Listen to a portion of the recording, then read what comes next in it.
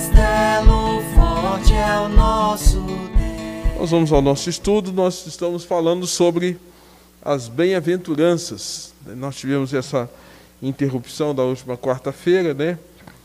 Nós não houve culto em função do ofício fúnebre, então nós estaremos retomando o nosso estudo sobre bem-aventuranças. E onde é que está escrito as bem-aventuranças? Quem se lembra? Mateus capítulo 5, né? Então nós estamos vendo uma por uma, devagarzinho, sem pressa, e hoje nós vamos para o verso 7.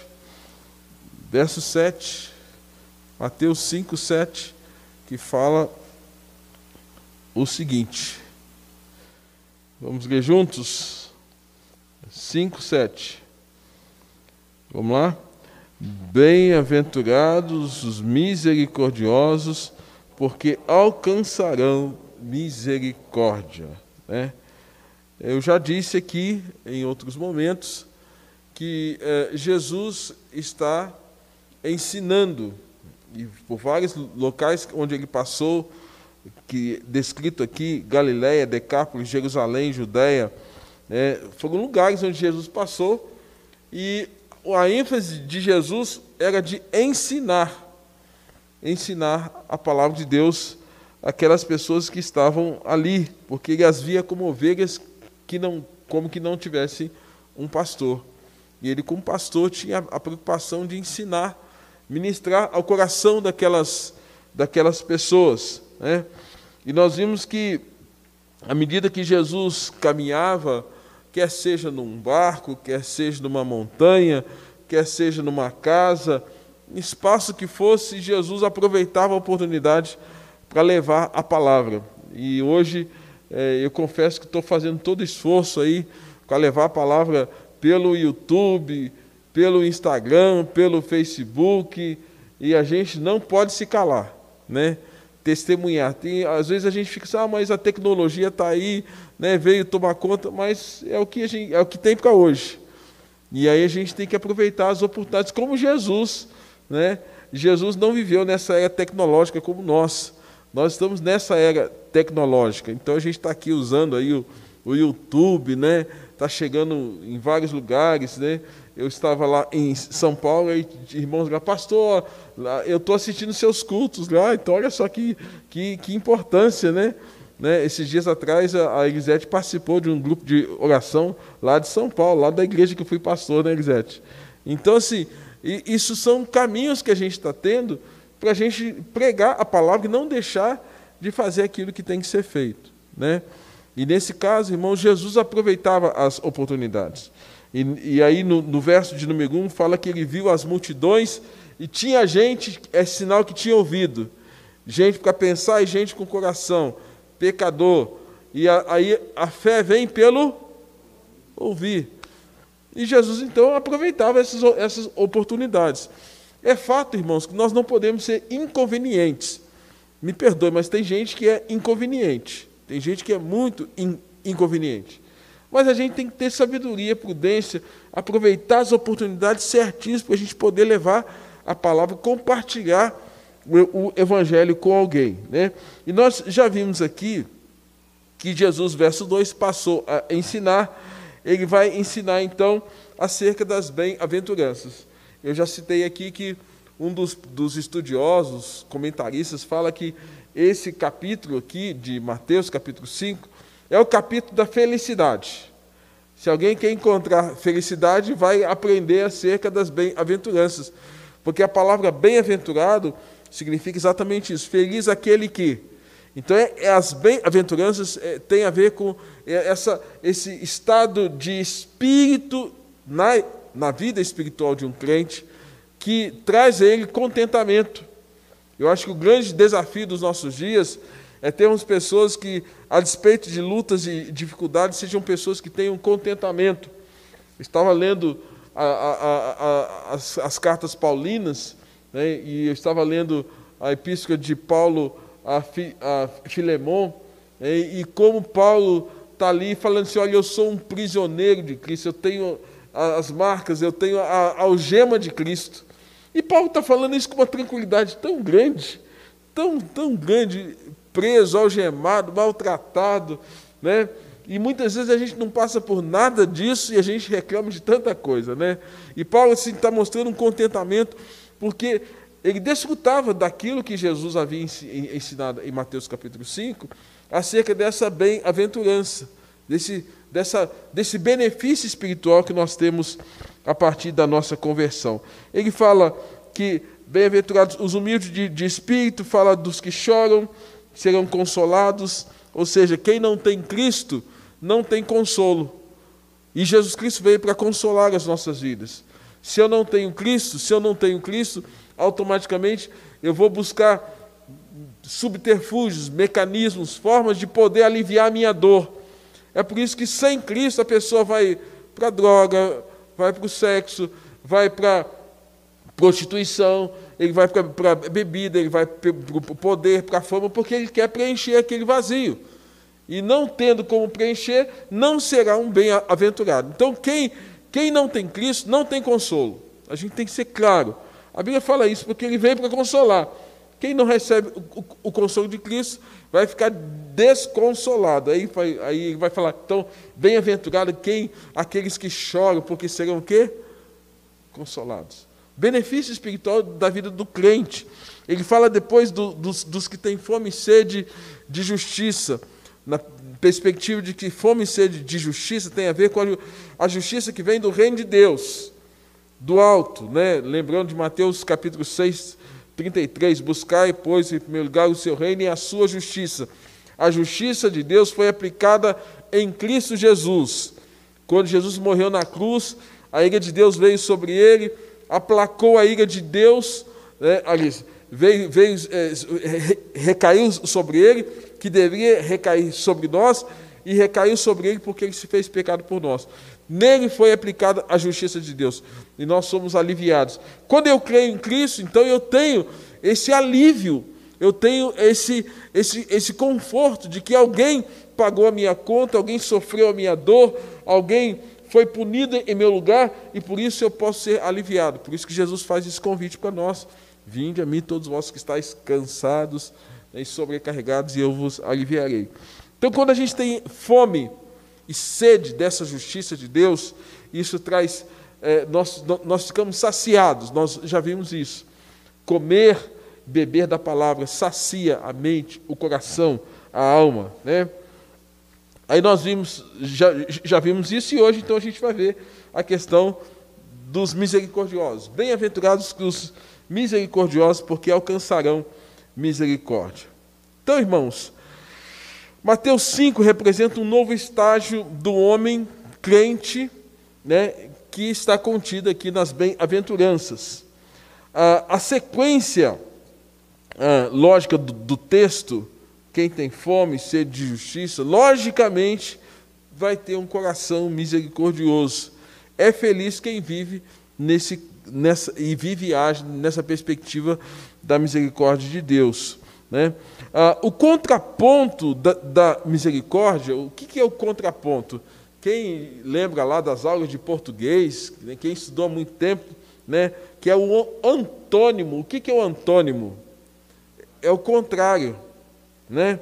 Então, o que é o antônimo de misericórdia? Né?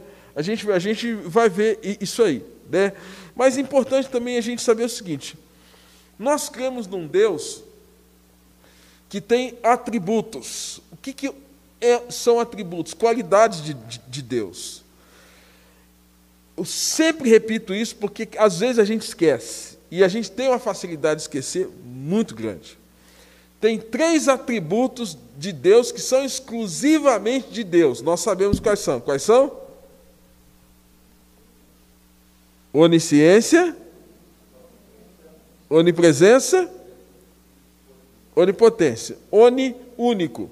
Único, presente em todos os lugares. Onipresença. Onipotência. Único, poderoso sobre tudo e todos. Onisciência. Único que sabe de tudo sobre todo o universo. Toda obra criada. Deus é o único que sabe tudo, né? Esses atributos, a teologia chama isso de atributos incomunicáveis. que é um atributo incomunicável? Por exemplo, você já emprestou o seu nome para alguém? Ou seja, emprestou o seu CPF, ou então um talão de cheque? Quem aqui já fez isso? Ou uma folha de cheque? Eu já fiz. É bom fazer isso? Não é bom fazer isso. Um atributo incomunicável é algo que faz parte da natureza de Deus, que ele fala assim, ó, eu não vou compartilhar isso com ninguém. É meu. Eu sou onisciente, eu sou onipotente, eu sou onipresente. É dele, Deus. Quando Deus chegou para Moisés e disse, ó, quando o povo te perguntar quem sou eu, fala assim, o eu sou te enviou a vós outros. Eu sou. Eu sou o Deus, o único Deus. Esses são atributos incomunicáveis. O que é um atributo comunicável? É aquilo que Deus fala assim, ó, isso eu posso compartilhar com os seres humanos. Amor, compaixão, humildade, misericórdia, perseverança. São atributos que Deus compartilha conosco. E a partir de quando que nós somos capacitados a ter isso? A partir da nossa conversão. Significa que quando nós passamos pela nova vida, lembrando daquilo que Paulo fala lá em 2 Coríntios 5,17, e assim, se alguém está em Cristo, nova criatura é, as coisas já passaram, eis que se fizeram novas. Então, a partir da conversão, Deus vai trabalhando na nossa vida, e Deus, mediante a ação do seu Espírito Santo, nos capacita com esses chamados atributos, o quê? Comunicáveis, que Ele compartilha conosco. Então, gente, a gente já começa a juntar os ponteiros aí. Então, se eu convivo com uma pessoa que não se converteu, ela vai ter esses atributos em toda a sua essência? Não. Não vai ter. A graça comum é aquela graça que a Bíblia fala assim, que Deus manda o sol, que brilha no terreno do justo e brilha no terreno do ímpio. O ímpio recebe os benefícios dos raios solares, mas ele não tributa honra e glórias a Deus. Como nós lemos aqui no Salmo 65, que fala que Deus rega a terra, molha a terra, prepara a terra. Tem gente que fala, Deus, eu reconheço que o Senhor mandou essa chuva, mandou esse sol, eu sou grato, eu devolvo ao Senhor aquilo que lhe pertence em gratidão, em recurso, em dízimos e ofertas, porque eu sei que tudo vem das tuas mãos. Mas o ímpio, ele recebe esse benefício, mas o que ele faz? Eu que fiz. Eu que dei conta. A graça comum veio sobre ele, mas ele não reconheceu. Essa graça comum são benefícios que o ímpio recebe como justo, mas ainda não traz a consciência da salvação. Então, tem muitas pessoas que são beneficiadas com essa graça comum, casam, elas têm emprego, elas têm filhos, mas elas não reconhecem que tudo isso que elas recebem vem das mãos de Deus. Mas o crente não. Além de ele poder fazer tudo isso, casar, trabalhar, ter filhos, essas coisas todas, na conversão, Deus o capacita a ter algo diferenciado, que é a ação do fôlego de Deus sobre ele, o Espírito Santo, que foi dado em Cristo Jesus, pelo sopro de Cristo na nossa vida, de tal forma que agora a gente é capacitado para viver como Jesus viveu e fazer coisas que Jesus também fez. Isso é que tem a ver com essas bem-aventuranças, porque essas bem-aventuranças são características de Cristo que nos são compartilhadas a partir da conversão. Mas é importante nós sabermos o quê? Que Deus, ele tem uma natureza, e nessa natureza, desses atributos chamados comunicáveis, dentre elas, uma delas é o atributo de ser um Deus misericordioso. e Ele compartilha isso com a gente. Mas antes da gente ver como é que isso funciona na nossa vida, vamos ver como é que funciona na pessoa de Deus? Abra a sua Bíblia em Romanos capítulo 9. Quem estiver em casa, se estiver atento, esteja aí abrindo a sua Bíblia lá em Romanos capítulo 9. Romanos capítulo 9, o apóstolo Paulo, ele vai falar sobre Israel e vai falar também de que Deus, de alguma forma, estava agora chamando os gentios, que era todo o povo não judeu, para a salvação. Então, eu vou ler aqui, eu vou saltar alguns versículos, os irmãos estejam acompanhando. Então, Deus é misericordioso com quem Ele quiser. E a gente tem como exemplo essa questão. Diz assim: digo a verdade em Cristo, não minto. Minha consciência confirma no Espírito Santo. Tenho grande tristeza e constante angústia em meu coração, pois eu até desejaria ser amaldiçoado e separado de Cristo por amor de meus irmãos, os de minha raça. É Paulo que está falando isso. E essa raça eram os judeus. Pois ele diz a Moisés, o que Deus disse para Moisés?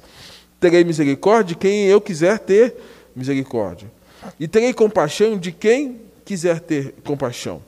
Portanto, isto não depende do desejo ou do esforço humano, mas da misericórdia de Deus.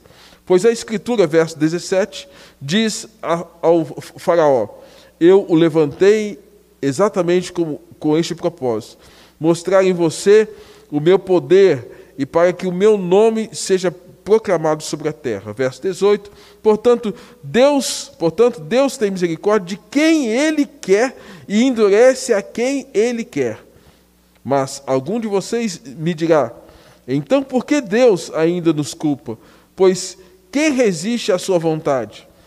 Mas quem é você, ó homem, para questionar a Deus? Acaso aquilo que é formado pode dizer ao que o formou, por que o faz assim? O olheiro não tem direito de fazer do mesmo barro um vaso para fins nobres e outro para uso desonroso?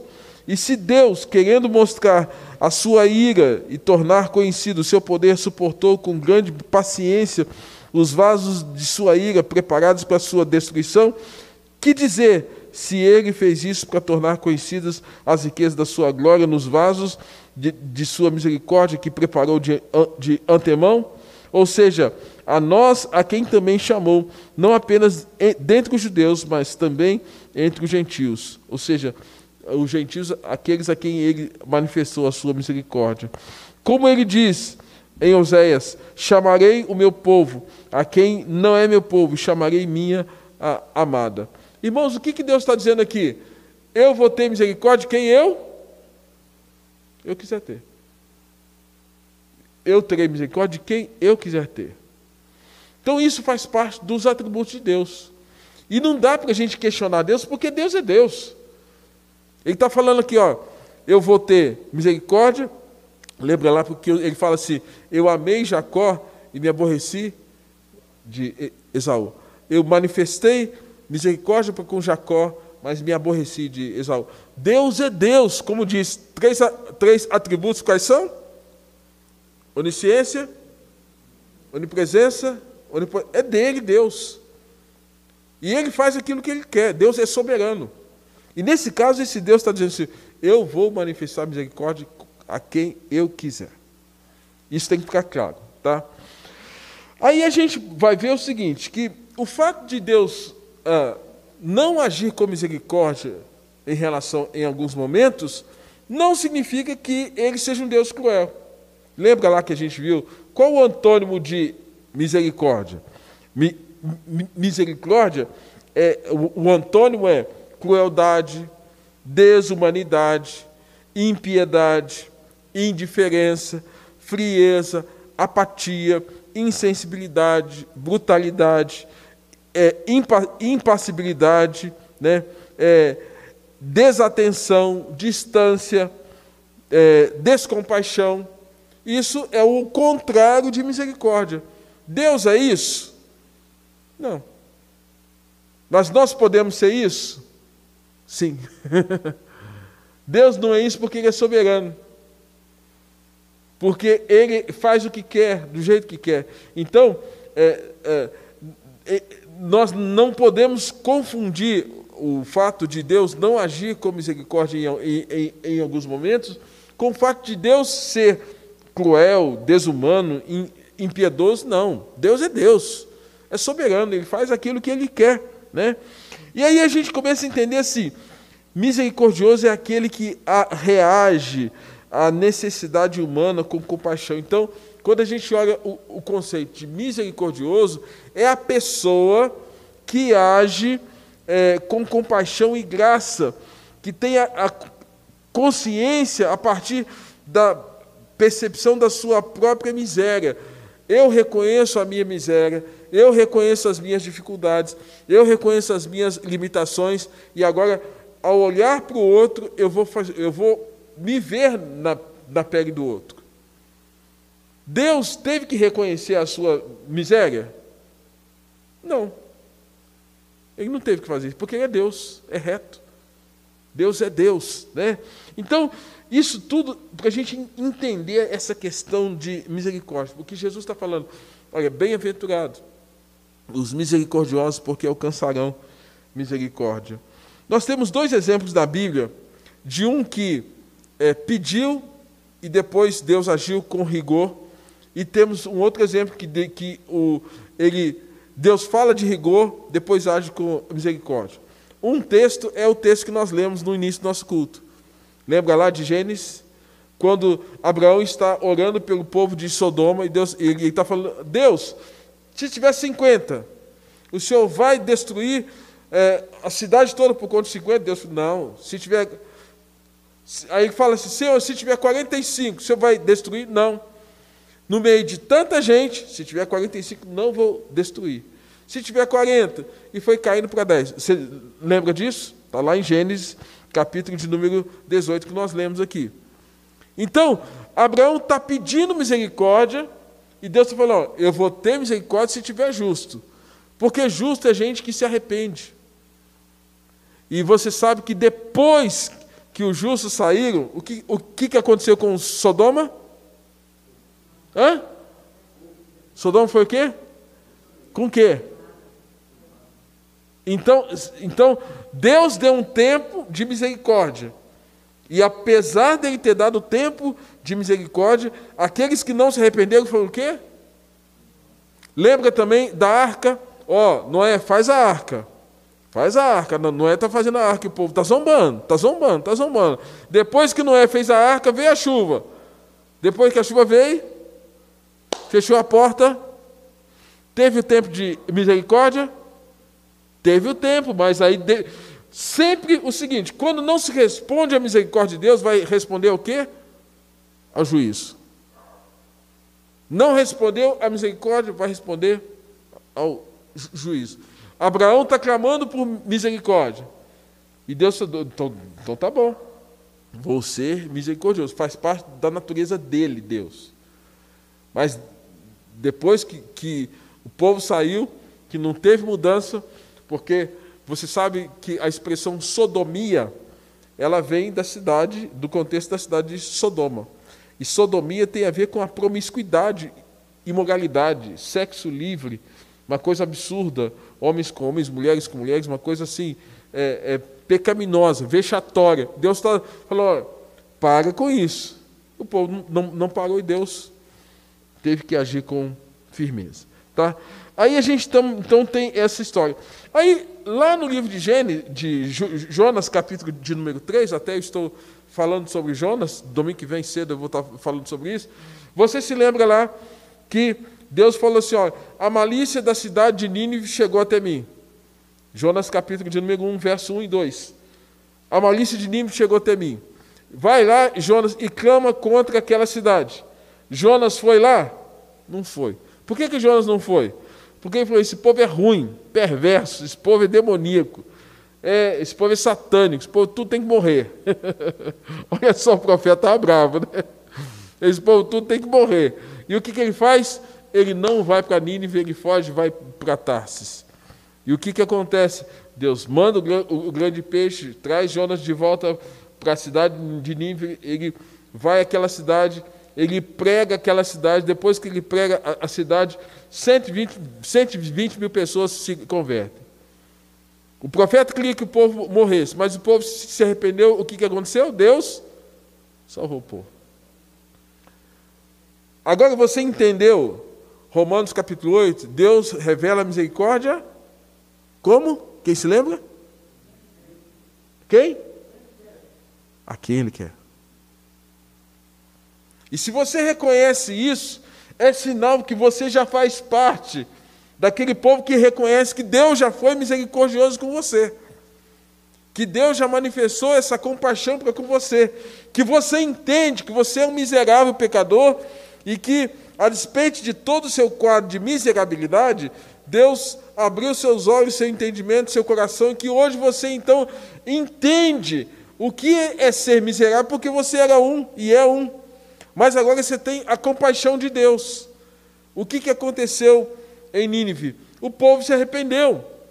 E agora Deus se compadece daquele povo, age com misericórdia, mas a cabeça de Jonas dá um nó. Porque ele fala assim, Deus, esse povo ruim tinha que morrer. Mas o Senhor está agindo com misericórdia. Às vezes acontece isso, né? Aquele ladrão, aquele perverso, aquela pessoa que fez tanta coisa ruim, ela se converte e a gente começa até a descrer da conversão dela. Será que se converteu mesmo?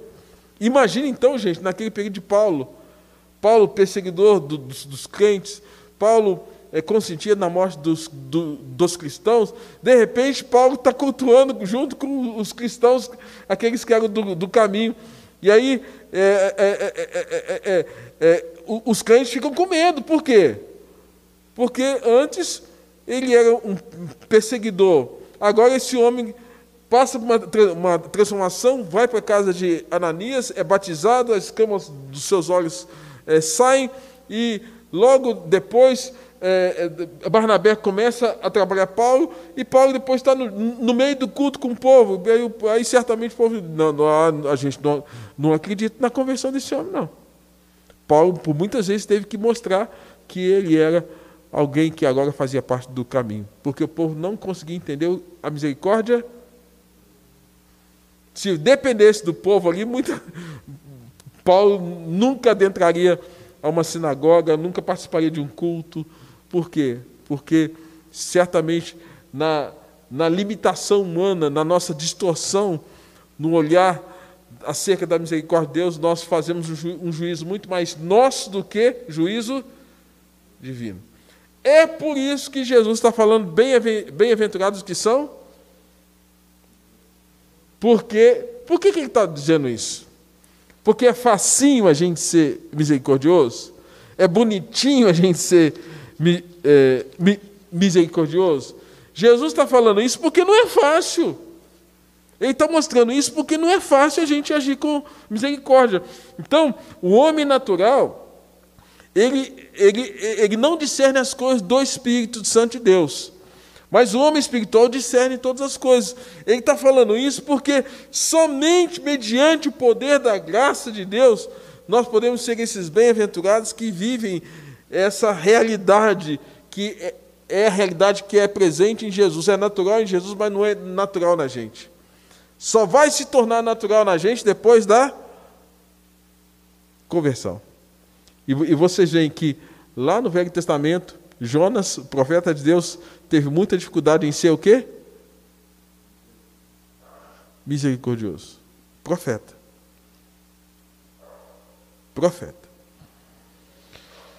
O grande conflito, irmãos, em relação à misericórdia. Ficamos em conflito pela nossa limitação. A limitação que o pecado impôs sobre cada um de nós. Em até que ponto nós devamos ser misericordiosos com as pessoas ou não. Até que ponto? Então nós temos esse conflito. Isso é uma realidade nossa hoje, presente, sua e minha. Às vezes nós entramos nesse conflito. A grande questão é que Jesus nos ensina em Mateus a receita da felicidade. Isso significa que agir com misericórdia será sempre o melhor caminho e que o fim dela será justiça e juízo. Né? Então, ele sempre nos ensina, ó, sejam misericordiosos. Esse é o melhor caminho, para que vocês não ajam com justiça própria. Para a gente entender, quem aqui é pai aqui? Quem aqui é pai? Pai e mãe? Pai ou mãe? Pai ou mãe? Todos. De repente, alguém violenta sua filha, violenta seu filho, agride seu filho. Você vai achar isso natural? Não vai subir um negocinho dentro da gente? Gente, vamos ser humanos. Não vai subir o negócio? Se a gente pudesse o quê? A gente ia lá e esfregava a cara com as próprias mãos, não é? Não é assim? É. Por muito menos, gente. Eu acho que nós já subiu o sangue por alguma situação onde a nossa esposa, nosso marido, nosso filho foi exposto a alguma situação que alguém fez alguma coisa, alguma situação crítica que subiu e pela proteção a gente, se deixasse, a gente avançava. Não é assim? Eu já passei por isso. Mas aí a gente tem dois filtros antes de chegar em uma situação.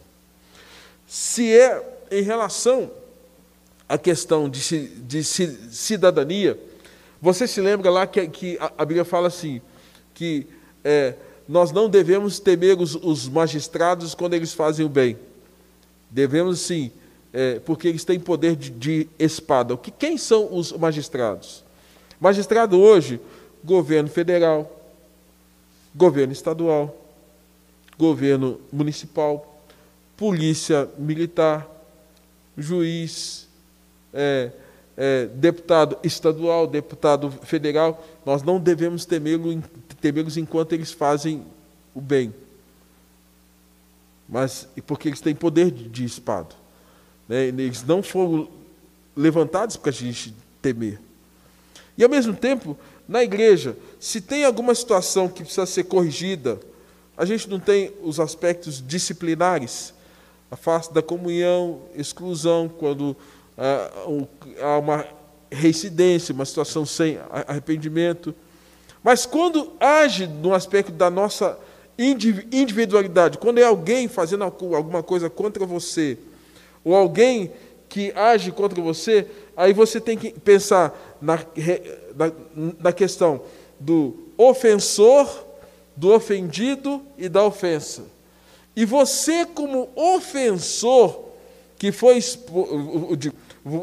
você como um ofendido que foi exposto a uma ofensa, Deus espera que você haja com perdão, né? E agir com perdão e agir com misericórdia. Então você começa a entender que quando nós temos Cristo, já é uma luta nossa contra a carne, contra essas coisas, e que nós precisamos estar muito afiados na nossa vida espiritual para a gente agir com misericórdia. Imagine então, irmãos, uma relação em que há ofensa, ofendido, onde as duas pessoas não são convertidas. Qual o resultado final disso? Os crimes estão aí, separações estão aí, as dificuldades de relacionamento estão aí, os problemas familiares estão aí, principalmente quando não tem a palavra. Quando tem a palavra, se alguém que foi ofendido está em plena comunhão com Deus, está no Espírito, está de boa com Deus, está orando, está fortalecido espiritualmente, ele respira fundo e fala, Espírito Santo me ajuda, Deus me ajuda e resolve aquele problema. Imagina se ele está enfraquecido na fé como Jonas. Ele vai agir com misericórdia? Está vendo, então, o que Jesus está falando, a importância da gente entender quando ele está falando bem-aventurados os misericordiosos, porque alcançarão misericórdia. Então, o que a gente tem que entender? Que a gente sabe, biblicamente, Romanos 13, a gente tem 1 Coríntios capítulo 11, Hebreus capítulo 12, que o pai disciplina ao filho que ama. A misericórdia não exclui a correção. Eu sou pai, vejo minhas filhas fazendo alguma coisa errada. Filha, opa, para, chega. Ah, pai, não, assim não. Estou amando, estou sendo firme, e estou sendo o quê? Misericordioso. Se eu vejo, está fazendo coisa errada, cruza os braços, não estou agindo com firmeza, não estou agindo com verdade, e não estou agindo com misericórdia, porque o pai disciplina ao filho que corrigir é misericórdia. E nós estamos vivendo um tempo que não se pode corrigir mais nada. Se confrontar uma coisa que está errada, não agiu com misericórdia. Deus agiu da mesma forma com firmeza, está errado. Porque Deus é santo, é justo, a natureza dele não exclui a sua retidão e não exclui o fato dele mostrar o que está errado e corrigir o que está errado. Irmãos, então, dá para a gente começar a entender o que Jesus está falando a partir dessas noções que nós acabamos de citar aqui. E eu vou citar algumas frases de um livro de um pastor chamado Martin Lloyd-Jones, que tem um livro chamado O Sermão do Monte, são sermões que ele tinha, e eu separei algumas frases de Martin Lloyd-Jones falando sobre algumas conclusões que Martin Lloyd-Jones tira sobre esse versículo, apenas sobre esse versículo. A primeira delas, ele fala assim, que o evangelho cristão põe toda a ênfase no ser e não no fazer, dando muito mais importância a atitudes do que em ações em relação à misericórdia. Nós temos que ser misericordiosos, como Jesus era ser. Ele fala ainda, o crente é alguma coisa antes de fazer alguma coisa. Assim, precisamos ser crentes antes de agir como crentes. Eu preciso primeiro da essência. A essência é a conversão, a essência é a nova vida, a essência é a transformação interna, para depois isso transparecer para fora. O cristianismo é quem deve controlar o crente, e não o crente o cristianismo. Ou seja, se eu conheço essa palavra, as palavras têm que entrar na minha mente, no meu coração, e elas têm que direcionar as minhas ações. Elas entram, depois eu vou praticá-las, e não o contrário, né? Eu vou, como se eu estivesse controlando aquilo que a Bíblia diz. Não, é a palavra que tem que controlar a minha vida. E o que tem acontecido hoje?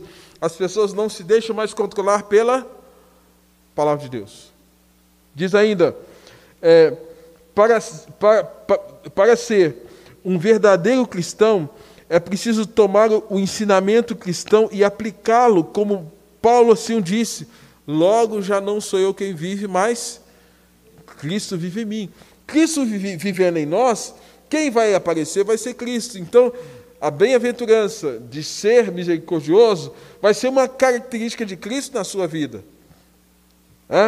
Fala ainda, ser misericordioso não significa ser complacente com a transgressão e desobediência a leis e dizer ao final, que importa? Agir como uma pessoa mole, obviamente não era isso que Jesus queria dizer.